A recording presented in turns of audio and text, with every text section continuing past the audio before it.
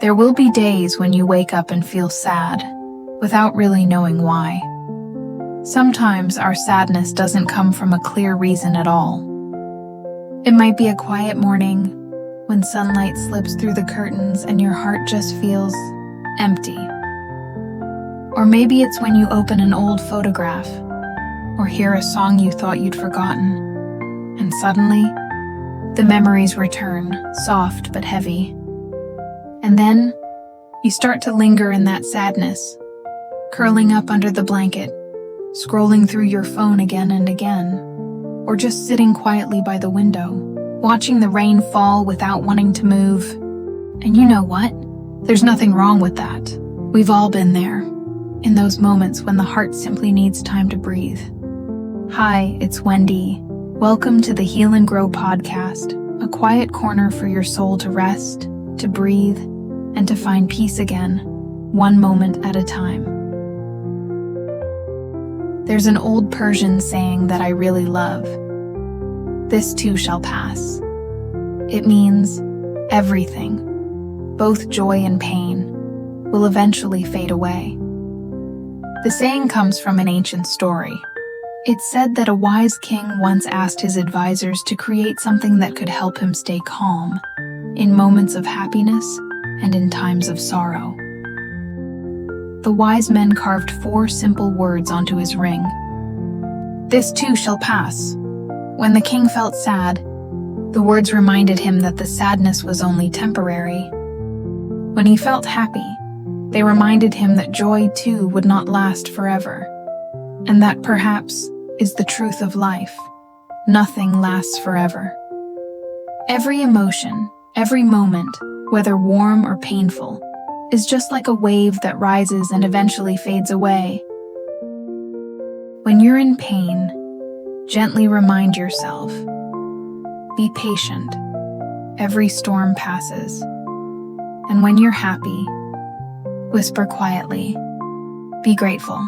This too shall pass. Maybe that's why this phrase has survived for thousands of years, because it speaks to something we all know deep inside, that everything comes and goes, and in the end, only a peaceful heart remains. Our emotions are like clouds in the sky. They appear, drift by, and disappear, sometimes gathering into gentle rain, and sometimes forming a storm. But the sky has never vanished because of a storm. It's only been hidden for a while, just like us. Beneath the sadness, beneath the anger, there's always a quiet space of peace that has never left. When sadness shows up, our first instinct is to escape it. We try everything we can to forget. Play cheerful music, meet a friend, bury ourselves in work, or pretend that we're fine. But the more we try to push sadness away, the longer it stays. It's like a crying child. The more we ignore it, the louder it cries. Sadness only begins to quiet down when we finally sit with it. When we have the courage to say to ourselves, yes, I'm sad today. Sometimes the bravest thing you can do isn't to force a smile, but simply to let yourself be sad. No explanations, no fixing, no running away. I used to think that to get through sadness, I had to do something. Listen to upbeat songs, go somewhere new, see someone new. But strangely, the harder I tried to escape, the tighter sadness held on. When we fight our emotions, we're really rejecting ourselves, and no healing ever happens through rejection. Sometimes, all we need to do is take a deep breath and allow ourselves to feel fully. We don't need to do anything. Just stay with the feeling, watch it, listen to it, like watching a cloud drift across the sky. There were times I asked myself, if I just let everything be as it is, will I be okay? And the answer was, Surprisingly, yes. Because when we stop trying to get over sadness, it stops being our enemy. It becomes a part of us, soft, gentle, and eventually, it fades away, like morning mist under the sunlight. When we stop trying so hard to get over sadness, something strange begins to happen. The sadness is still there, but it no longer feels as heavy as before. It turns out, being sad doesn't mean we have to suffer. We can feel sadness and still be at peace. We can shed tears and yet feel a quiet lightness inside. The truth is, sadness, joy, anger, fear, they're all just natural emotions of being human. They come to help us feel life more vividly, to remind us that we're still here, still alive, still capable of feeling. There is no light without shadow, no joy without first tasting sorrow, no real peace without walking through a storm, and no true growth without once being broken. Suffering only begins when we resist what we feel, when we're sad but wish to be happy, angry but wish to be calm, afraid but pretend to be strong. It's that resistance, that inner struggle, that makes us tired and hurts the most.